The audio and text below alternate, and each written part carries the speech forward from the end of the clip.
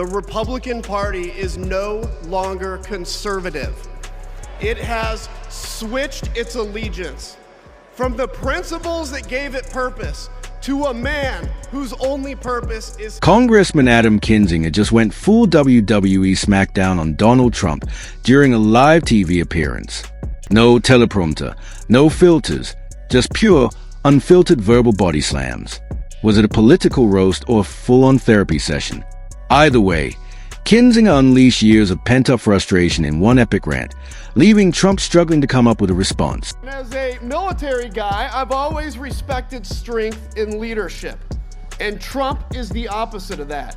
He's a whiny, weak, small, tiny man who is scared to death. And just like that, Donald Trump is back in the headlines, not for saving democracy, not for any heroic act, but because Adam Kinzinger just absolutely folded him like a cheap lawn chair on live TV. And let me tell you, it was a sight to behold. Kinzinger, the former Republican congressman turned full-time Trump critic, decided today was a day to go off. When we say he went in, we mean full throttle, no holds barred, no playing nice, just a total rhetorical demolition of the man who somehow made the letter K a part of American history. Donald Trump is a weak man pretending to be strong. He is a small man pretending to be big. He's a faithless man pretending to be righteous. He's a perpetrator who can't stop playing the victim. It all started when Trump, as usual, took to his favorite platform to unload yet another rant packed with half-baked conspiracies, personal attacks, and his signature mix of victimhood and bravado. But this time, Kinzinger wasn't about to let it slide. With the precision of a seasoned prosecutor and the energy of someone who's been holding back for far too long, Kinzinger unleashed a verbal beat there so brutal that even Trump's most loyal supporters had to sit up and take notice. The stench, the stink, how bad is it? What do you know about that? Yeah, I mean, it's not good. I mean, think about the best way to describe it. I've tried to take armpits, ketchup, like a butt, and kind of put it in a blender, and makeup, and put that all in a blender, and and you bottle that as a cologne. That's kind of that. But it's amazing. Like, I've been amazed that, everybody's just kind of learning about this now. But again, I think the bigger point is he's a weak human being. But look at this. He had his people respond to me on this. If you're enjoying this, please subscribe. Kinzinger didn't hold back. He called out Trump's endless grievances, his obsession with power, and his total inability to take responsibility for anything. But that wasn't all. Kinzinger went deeper, exposing Trump's leadership failures, his habit of throwing his allies under the bus, and his uncanny ability to make everything about him no matter the situation. The former congressman even took shots at Trump's so-called tough guy persona, reminding everyone that during the January 6th insurrection, the self-proclaimed fearless leader was nowhere to be found, just watching it unfold from the comfort of the White House like it was a reality TV show. Because he's not going to take on actual tough people, because then he may have a fight, and he's a coward. I mean, he really is scared to death. He's like I think of a 6-year-old boy that's still trying to earn his father's approval. That's Donald Trump. But he can try to pick a fight with our friends because he knows it's not going to start a war, and it makes him look tough. He looks super tough in his mind next to Canada. The other interesting thing is he claims that we got a bad trade deal with Canada and Mexico. It's like 1984, where we're supposed to forget what happened yesterday when he negotiated the USMCA and called it the greatest trade agreement ever negotiated. So what is it? Trump, make a decision. It is so counter to who America's soul is. We rebelled against exactly what we have in government right now. And I think that natural kind of feeling is still alive in the American people. And so we want to take America back from the oligarch class thing. And I think that could start to develop over the next few months and really turn into something that... The takedown was so brutal, so unfiltered, you could almost hear the collective gasp from the political world. It wasn't just a critique, it was a full-on dismantling. The kind of political evisceration that makes headlines, sparks heated debates, and, most importantly, gets under Trump's famously thin skin. Let's be honest, Trump's ability to handle criticism is about as sturdy as a soggy paper towel. 1 minute, he's bragging about being the strongest, the smartest, the best thing to happen to America since fried food. And the next, he's rage posting in all caps because someone on TV dared tell the truth about him. This time, it was Kinzinger throwing the haymakers. To be fair, Kinzinger is no stranger to roasting Trump. It's practically his full-time gig at this point. But this takedown? This was art. The kind of beautifully executed smackdown that makes you pause, put your phone down, and slow clap in pure admiration. He was the worst president the United States of America ever had. He was a liar, he was a charlatan, and he was a man with a more fragile ego than anybody I've ever met, which the irony of it is, he walks around like the tough guy, but he's the one that gets more offended and wounded and sad than anybody I know. I'm also going to tell him that it was the moment that I hope America hit the bottom of, its slide towards authoritarianism and the moment we woke up. I hope he's proud of what I've done. I'm confident he will be, because, short of this thing really going off the rails, this thing being our country in this experiment, I think we're going to look back and say, wow, that was a moment we might have flown too close to the sun, and we can never do that again. That's my hope and prayer, because if not, we're in real trouble. Let's just say Kinzinger took aim at Trump's greatest hits. His never-ending victim complex, his unwavering devotion to playing golf while pretending to care about the country, and his remarkable ability to turn every single situation into a witch hunt against him. Ah, yes, the witch hunt defense. Trump's go-to excuse for just about everything. Caught mishandling classified documents. Witch hunt. Accused of inciting an insurrection. Witch hunt. Gets his order wrong at McDonald's. You guessed it. Witch hunt. It's like his brain's been programmed with a single response to any form of accountability. Kinzinger also took a swing at Trump's unique leadership style, which is basically just shouting adjectives about himself while dodging responsibility for literally everything. Strong, powerful, genius, but somehow always a victim. The man could trip over his own feet and somehow manage to blame wind turbines, immigrants, and the FBI all in the same breath. And he went to the people that would reflect back to him. Again, a narcissistic personality seeks this out. People that reflect back his own things that he needs to make himself feel good, that tell him how good he is. And that, of course, was the far right. They were happy to do that. Initially, they manipulated Donald Trump, and then now Donald Trump owns them. And so I think that's all it is. I think it is all about himself. He can't be seen as a loser, and he has no empathy for anything but himself. And I think that's really the best explanation of why he's... Yes, the so-called business genius. The one thing Trump's most diehard supporters will defend to their last breath, as if their very lives depend on it. This is the same man who somehow managed to bankrupt a casino, a business model literally designed to suck money out of people's pockets. Think about that for a second. The House always wins, unless you're Donald Trump, in which case, even the House filed for Chapter 11. And yet, despite this, he's still hailed as some kind of financial mastermind. It's like calling someone a brilliant chef after they've burned water. Former Republican Congressman Adam Kinzinger didn't hold back in exposing the sheer absurdity of Trump's carefully crafted image. According to Kinzinger, Trump's entire brand is built on the illusion of strength, this tough guy act that crumbles the moment he faces the mildest criticism. He wants to be seen as a fearless leader, yet he spends his days whining on social media about how unfair life is to him. The man has the resilience of a soggy paper towel, yet somehow his followers see him as a warrior. It's an Olympic-level mental gymnastics routine at this point, and frankly, if there were a gold medal for cognitive dissonance, the mega crowd would be undefeated.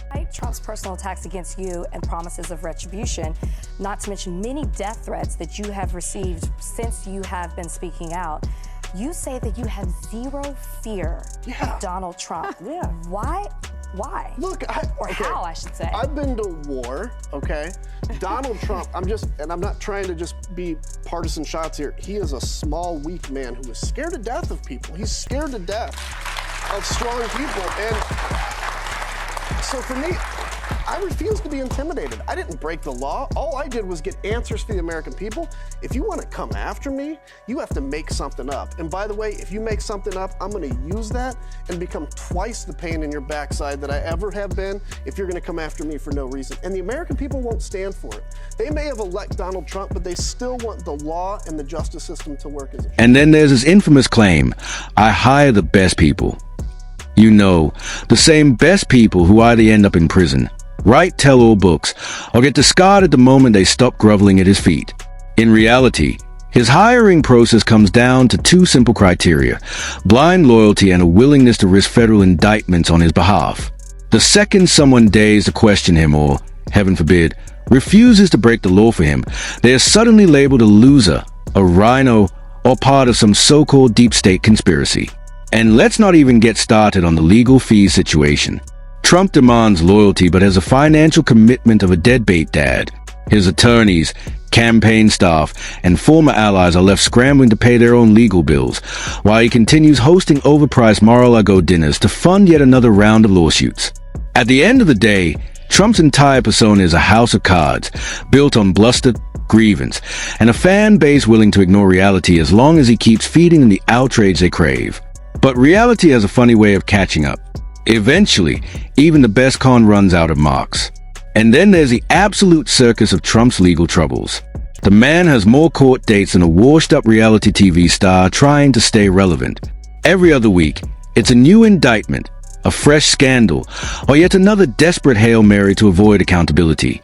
At this point, if he sneezes too aggressively, there's probably a prosecutor somewhere drafting up a multi-count indictment for reckless nasal discharge. There's no empathy for anything. There's no empathy for the country. I mean, my guess is probably a significant amount of our presidents have been narcissists, right? You got to be to run for president to an extent, but they're not narcissists to the point where they're going to burn down the country. They understand that their job and their moment in history is to try to make the country better. Some have, some haven't, but they do their best as flawed people. Donald Trump doesn't care about any of that. All he cares about Trump's legal entanglements read like the world's worst sequel to Asterisk Law and Order Asterisk Mega Victim Unit star. Federal cases, state cases, civil suits, criminal indictments. It's a full-on legal buffet and is being force-fed every dish. Between the hush money payments, the classified documents hoarding, the January 6 chaos, and whatever else is simmering, Trump's legal team must have his number on speed dial with a ringtone that just screams urgent. And yet, in the middle of all this, his most loyal followers still cling to the fantasy that is the ultimate strongman, the indestructible leader who can take on the deep state and win. But let's be real, the man cries witch hunt more times a day than an actual witch during the Salem trials. Every legal consequence is proof of a vast conspiracy, every indictment framed as political persecution. And somehow, despite being the so-called alpha male of politics, he spends more time whining about being a victim than actually leading. Donald Trump is a loser who keeps losing, and I think to lose again will be important to heal this nation. And frankly, you have one very sick party in the GOP. To begin to heal that, That's what makes Adam Kinzinger's roast of Trump so brutal, yet so satisfying. He didn't just call out Trump's legal mess. He reminded everyone that Trump's entire political persona is built on the most exhausting brand of self-pity imaginable. For a guy who claims to be the toughest, strongest, most fearless leader in modern history, he sure does complain a lot. Nothing is ever his fault. The media is unfair. The courts are biased. The judges are corrupt. The DOJ is out to get him. And even Fox News isn't loyal enough anymore. If things don't go his way, it's rigged. If he loses, it's stolen. If he gets caught, it's a setup. At this point, Trump's political career isn't about leadership. It's about grievance. He's not running for president. He's running for the title of America's most aggrieved man. And Kinzinger, like many others, is simply tired of the endless tantrums. Because let's face it, if strength were measured by the ability to take responsibility, Trump wouldn't even be in the conversation. I mean, look, he's built a cult. He's really built a cult of personality. And when you go after the leader of a cult, it's almost like going after somebody's religion, because this is what they have taken. Everything they do is built on this idea that Donald Trump's going to save America. So the vitriol is crazy. What did shock me a little bit is getting texts from old friends. My co-pilot I flew with in Iraq texting me that he's ashamed to have ever flown with me. Extended family members that basically sent a certified letter, which I guess they still have, sent to my parents' house disowning me and saying I'm part of the devil's army. I mean, that's when you see, and I'm not saying that for sympathy, but this is what's happening to families all around this country, is they're being torn apart for a man that is more flawed than anybody that's ever sat in the Oval Office. The reality is, Donald Trump is softer than a microwave marshmallow. The moment anyone criticizes him, he doesn't stand firm. He melts into a furious puddle of complaints, finger-pointing, and wild conspiracy theories. Strong leaders take responsibility for their actions. Trump, on the other hand, takes to social media at 3 a.m., furiously typing out grievances about imaginary enemies, late-night TV hosts, and anyone else who dares to bruise his fragile ego. Former Congressman Adam Kinzinger summed it up perfectly. Trump's act has long passed its expiration date. His entire political brand is built on the same tired routine, endless excuses, recycled grievances, and a never-ending reality TV-style circus that drowns out any hope of actual governance. He thrives on chaos, not leadership, turning every setback into a personal attack and every criticism into a grand conspiracy against him. And yet, somehow, there are still people lining up for season 5 of this disaster series. It's baffling. The script never changes, just new villains on Trump's ever-growing list of enemies and fresh tantrums about how unfair the world is to him. The economy could be crumbling, foreign policy could be spiraling, but if Trump's name isn't trending for the right reasons, that's the real crisis in his mind. Even when his failures are undeniable, whether it's botching the pandemic response, inciting an insurrection, or losing an election by millions of votes, his playbook remains the same: deflect, deny, and demonize anyone who dares to acknowledge reality. Leaders inspire. And then Donald Trump comes along, and Donald Trump has no commitment to truth. I mean, this is the thing, is every president in the history of our country has at least had a basic commitment to saying the truth sometimes, right? Or at least saying, I want, when I get out of here, to leave a country stronger than I came in. Donald Trump came in and basically has said, it's all about me.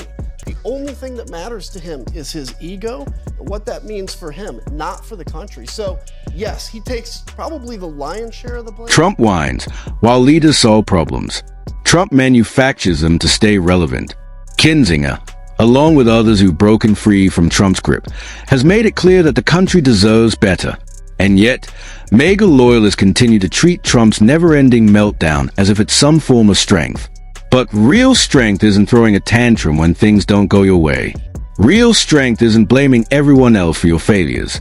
And real strength definitely isn't running for office just to settle personal scores and relive past grievances like a bitter, washed-up celebrity desperate for one last shot at relevance. The question isn't whether Trump's political act is wearing thin. It is. The question is, how many more times will people keep falling for the same routine before they finally change the channel?